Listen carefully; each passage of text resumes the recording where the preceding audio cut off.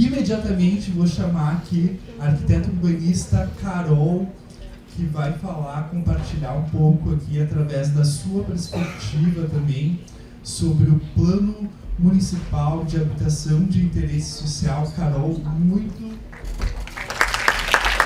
obrigado por aceitar o convite. Carol é egressa aqui da casa, é sempre uma grande alegria, Carol, ter você aqui conosco.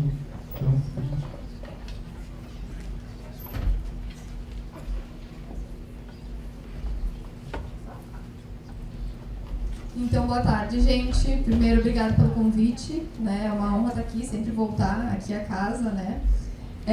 Eu sou Carol Almeida, sou mãe do Inácio e do João Pedro, nascida e criada e moradora da Restinga, que é a maior periferia hoje de Porto Alegre, né, aqui no Rio Grande do Sul. Sou arquiteta urbanista, me formei através do FIES, fui mobilizadora estadual da Secretaria Nacional de Periferias do Ministério das Cidades, também trabalhei no Departamento Municipal de Habitação, né, e faço várias outras coisas, porque, né, nesse mundo aí de arquiteto que trabalha com a habitação de interesse social, a gente precisa fazer muitas coisas. E sou fundadora da Copa Coletiva Arquitetura Popular, que é uma iniciativa de impacto social em habitação. Bom, ainda não está a apresentação comigo, mas...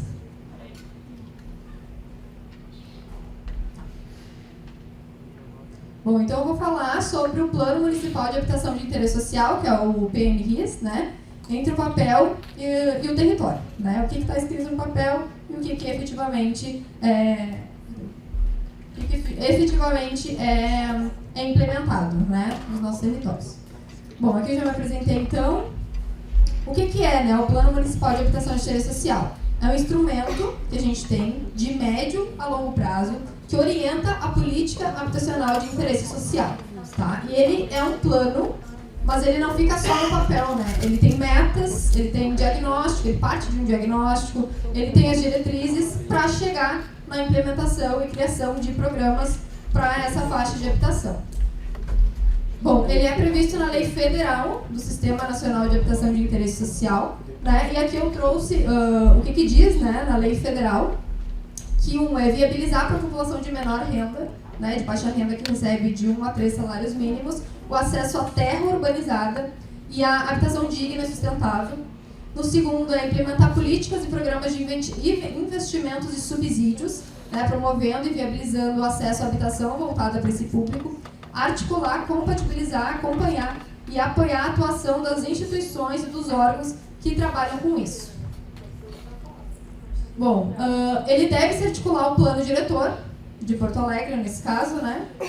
E ao orçamento municipal, isso é muito importante, né? Então a gente tem o Fundo Nacional de Habitação de Interesse Social, que é um fundo para recursos para habitação, mas a gente também tem o Fundo Municipal, criado, né, pela Lei Complementar 612 de 2009, que é esse instrumento de política urbana destinado a financiar e implementar a política habitacional aqui em Porto Alegre.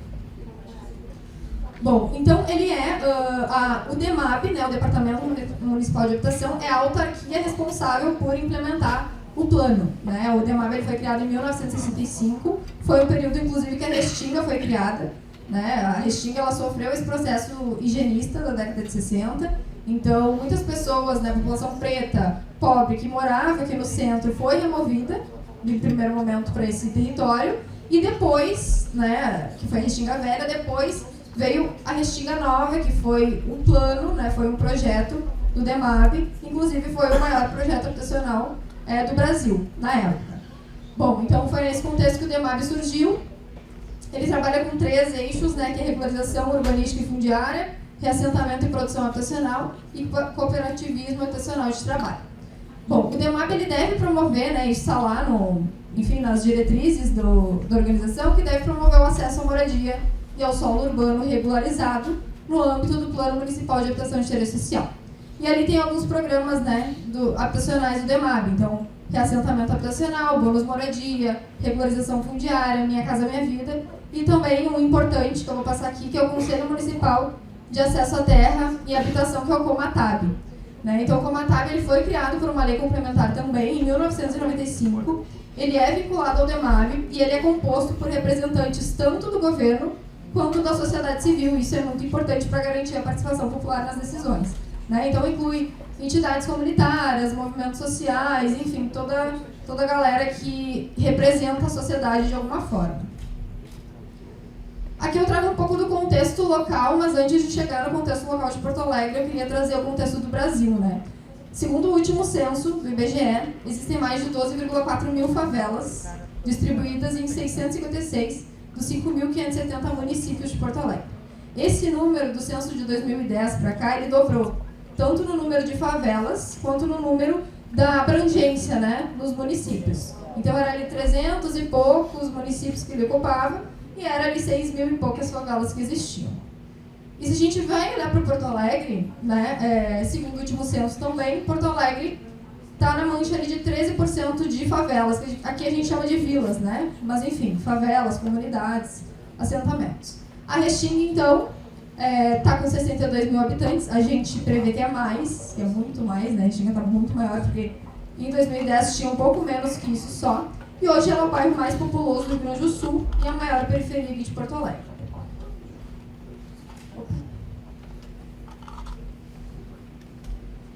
Bom, aí falando de Porto Alegre, segundo o último censo também, existem hoje, morando em Porto Alegre, mais de 1.409.000 pessoas. Em comparação com o censo de...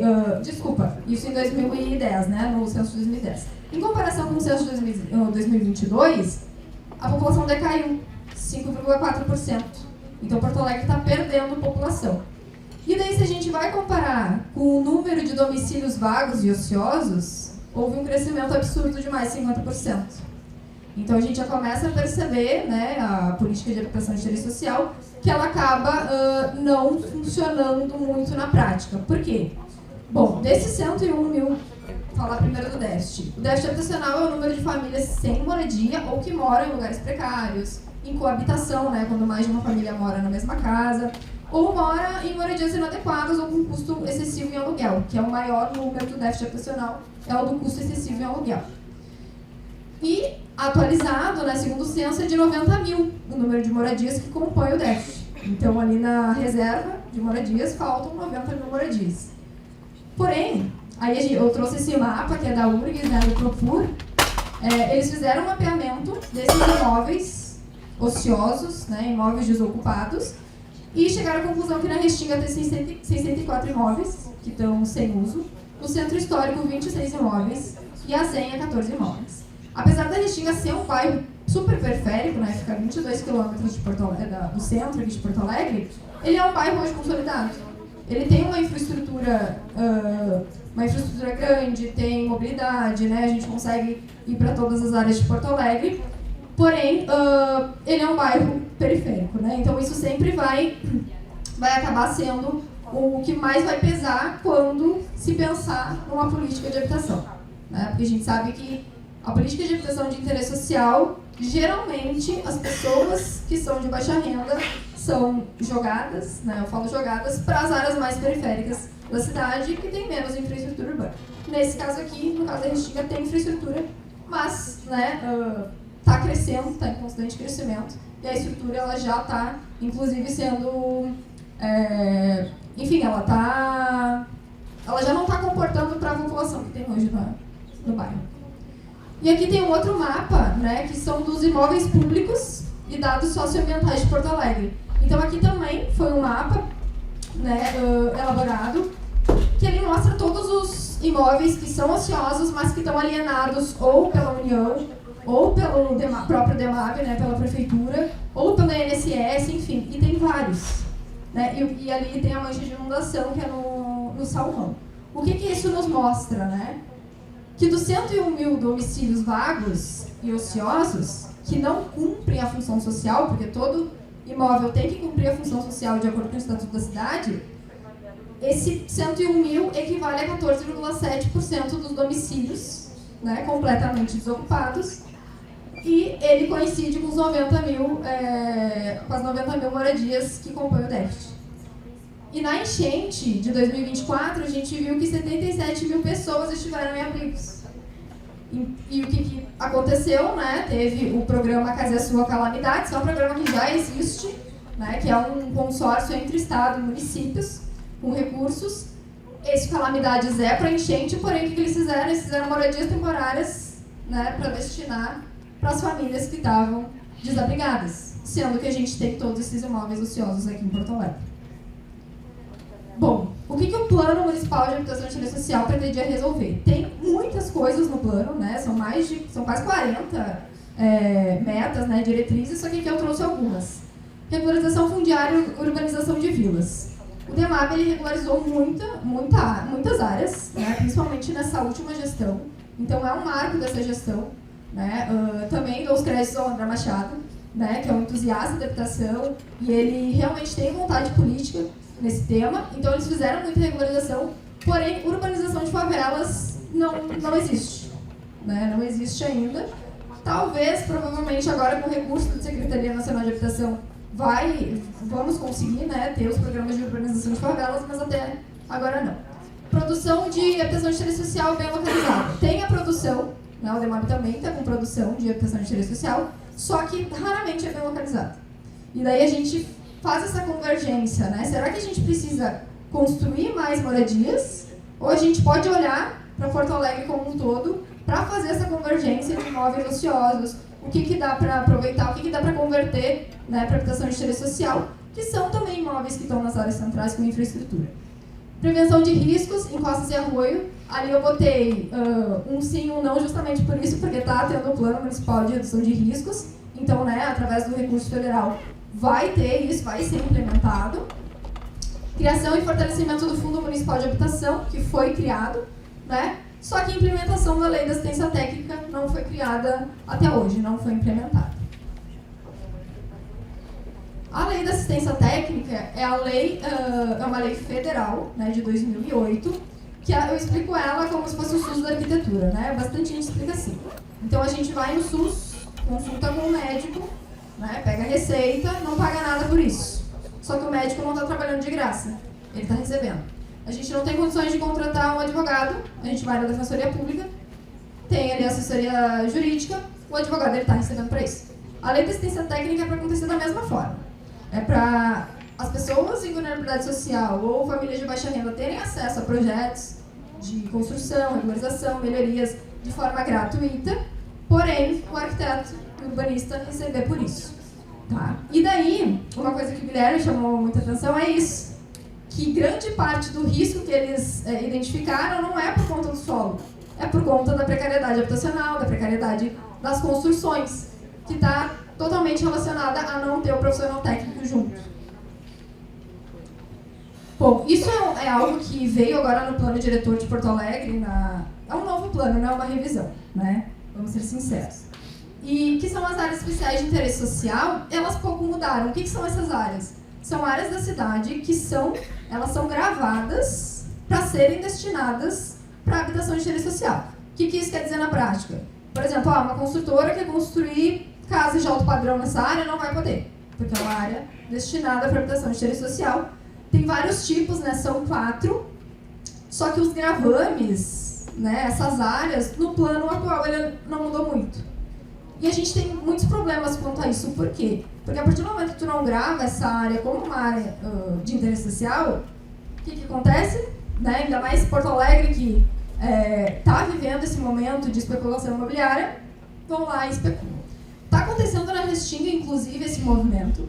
A Restinga ela não foi impactada diretamente pelas inundações, só que ela é impactada todos os dias por qualquer chuva que dê, né? A gente tem muitas ocupações lá, inclusive ocupações que estão sendo regularizadas.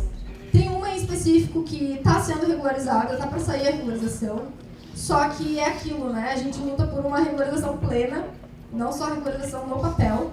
Então, enquanto iniciativa, a gente faz bastante melhorias habitacionais lá, só que não tem saneamento básico. O que a gente faz? A gente mitiga instalando fossa, filtro subidor nas casas, que a gente faz as melhorias. Mas então, por que é importante gravar essas áreas e por que é importante a regularização fundiária plena? Porque não é só o papel, né? Se a gente fala de dignidade no morar, a gente precisa abranger tudo. Reduzir o custo do aluguel, fazer melhoria habitacional e não só resumir a política habitacional na construção de moradias, porque geralmente é isso que acontece. Bom, e daí lá na Restinga tem essas ocupações e tá para ir um Alphaville para lá, numa área de 430 hectares, que é uma super esponja pro bairro. Tem mais de 14 nascentes, tem corredor ecológico dentro da área. É uma área riquíssima em biodiversidade, mas é uma área ambientalmente frágil. É uma área prioritária para conservação e ela está ali entre os biomas Pampa e Mata Atlântica. E está prestes a ser licenciado pela FEPAM, né? Pela área dela é a FEPAM que licencia. Porém, isso contradiz também muito essa questão do plano de habitação de interesse social. Porque a Restinga é um bairro periférico, majoritariamente de pessoas de baixa renda, que agora está em expansão, né? Só que a gente, quando a gente se liga, a gente percebe as movimentações. Então, no mesmo dia que teve audiência pública, com 50 moradores, que nem sabiam sobre o Alphaville, né? Para um bairro que tem 60 mil habitantes, 50 pessoas, e eles dizem que está prestes a ser licenciado num contexto pós-enchente, que muito a prefeitura falou sobre cidade esponja, e eles foram para a Holanda e ficaram impressionados, né? Deixar isso acontecer aqui numa periferia é no mínimo contraditório. E não está acontecendo só na Restinga, está acontecendo em outros, na Floresta de Sabará, na Floresta da Lomba. E também acontece o contrário, não é só para especular para pessoas de alta renda. Porque na Floresta da Lomba, eles vão fazer um loteamento, Minha Casa Minha Vida, mas tirando a floresta de lá, né? Uma área muito menor, 17 hectares, né? A da Restinga é 430, mas muito nessa lógica contraditória de que cidade a gente está fazendo e que cidade a gente está discutindo no plano diretor. Né? Bom, então o que não avançou, né? Já indo para o final? Falta de atualização, por exemplo, nas áreas de interesse social, integração com o plano diretor, que não é mais PDDUA, né? Agora é PDUs. Fundo habitacional subfinanciado, porque é isso também que o Guilherme trouxe. Para acontecer a política tem que ter o recurso, senão não tem. Secretaria e Conselho de Habitação esvaziados, né? O quadro, principalmente do DEMAB, é o quadro antigo, né? De profissionais de carreira. Agora está para abrir um concurso, inclusive. Então, não se renovam os profissionais, né? Isso acaba limitando a atuação do órgão. Programas federais desarticulados localmente. E aqui eu queria trazer uma atualização. A Caixa Econômica Federal e o Ministério das Cidades lançaram, essa semana, o Reforma Casa Brasil. O Reforma Casa... Eu estive em Brasília, num painel junto com a Caixa Econômica, junto com o Ministério das Cidades. E a gente está falando sobre isso, sobre a política de habitação, sobre a atuação dos arquitetos urbanistas nas comunidades, que é o que a gente faz. E eles lançaram lá em primeira mão, mas saiu essa semana oficialmente. Bom, como que está desenhado isso? Reforma Casa Brasil, as famílias vão pegar empréstimo para fazer melhorias habitacionais. Até aí tudo bem. Porém, tem duas modalidades. Uma é para quem recebe até R$9.000, então é inédito, né? Faixa 1 vai entrar nisso, Faixa 1 Minha Casa Minha Vida, o que é um ponto super positivo.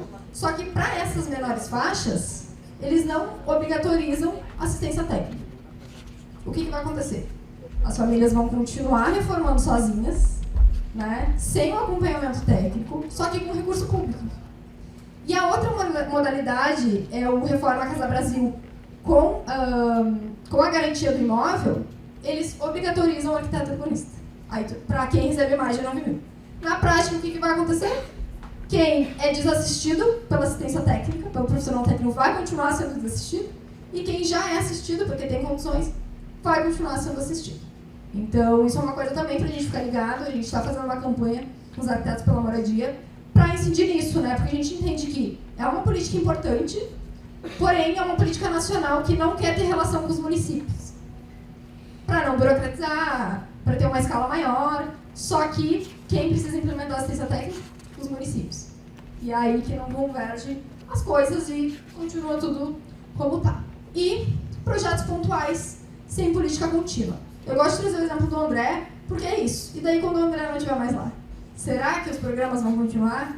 Né? Será que vai ter essa vontade política? Será que saindo do governo, mudando partido, vai ter essa continuidade? A gente sabe que não. Né? Geralmente não continuam os programas. Alguns conflitos e desafios. Então ali, né, a gente estava falando disso, de áreas que inundaram, principalmente no centro, que são grandes áreas de especulação. O plano atual, o plano diretor daí, né, está prevendo, né, edificações com alturas de 130 metros, com menos recuo, e quando tem menos recuo, tu tem menos área permeável para infiltrar chuva, né, então densidade não é um problema, mas quando tu aumenta, diminui esse recurso, tu tem menos área, automaticamente. Uma outra coisa também, né, que saiu, eu estou no fórum das entidades, representando a casca socioambiental, e lá falaram, né, a secretaria falou que densificar, que é altura, não quer dizer que vão morar pessoas lá. Né? Prédio em altura não quer dizer que vai ter gente lá. Então, num determinado bairro não vai aumentar a população. Mas então, se densificar é sinônimo de não ter pessoas morando, então o que a gente está dizendo que é para especulação, para Airbnb, para investimento, então vai se consolidar. Ali foi do Alphaville, que eu falei para vocês, né? Mesmo após enchente, é o maior condomínio da capital, tá? Avança em área de Mata Atlântica. E Justiça determina a suspensão de licença ambiental em Floresta da Lomba do Pinheiro, que eu também tinha trazido para vocês. Bom, então conflitos, né? Especulação imobiliária, ausência de política fundiária, deslocamento da população pobre para as áreas de risco. E daí uma coisa que eu sempre gosto de frisar é que as pessoas não moram nas encostas porque querem, as pessoas não moram em beiras de rio porque querem, as pessoas não moram com o pé no esgoto porque elas gostam, né? Justamente por essa falta de política habitacional que supra essas pessoas de baixa renda.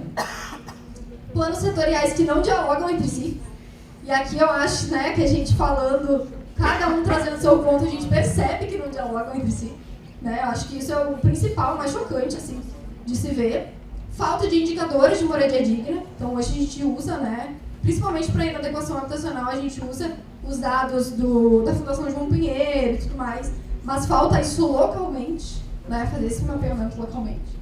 E pressões ambientais e climáticas das enchentes e inundações. Aqui eu botei alguns dos caminhos, são vários, porque é uma pauta muito complexa, né, de tocar, mas reativar o sistema municipal de habitação de interesse social, criar banco de terras públicas, é uma coisa que a gente pediu na Conferência das Cidades, destinar imóveis ociosos para habitação de interesse social, e aqui um último dado que eu gostaria de trazer,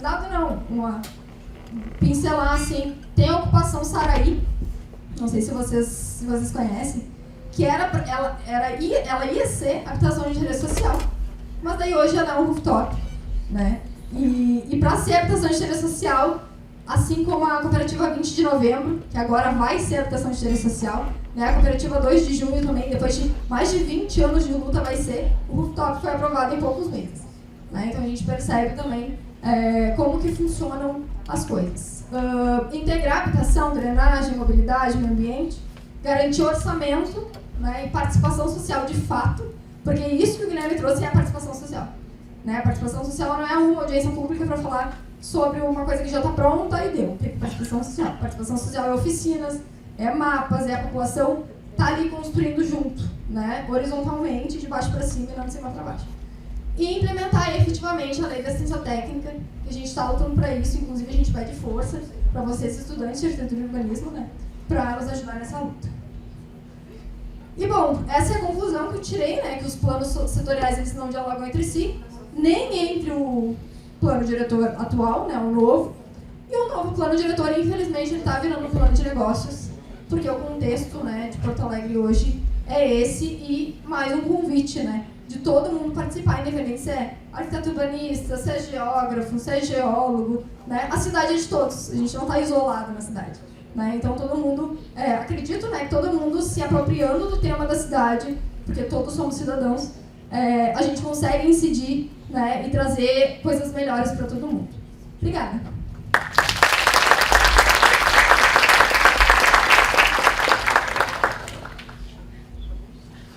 Carol, muito obrigado pela excelente palestra aqui, foi muito legal. Fiquei pensando em várias coisas que tu falou.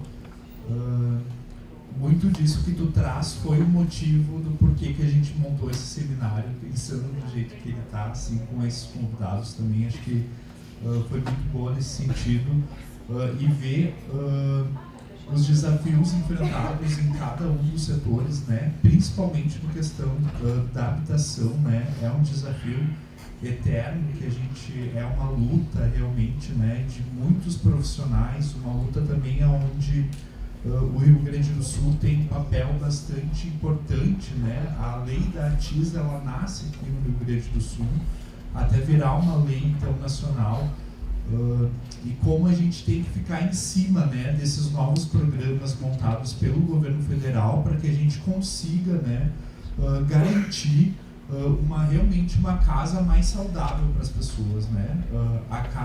As pessoas adoecem, vão no médico, a casa está doente, mas quem que vai tratar essa casa, né? E isso acaba se desdobrando realmente aí em muitos problemas.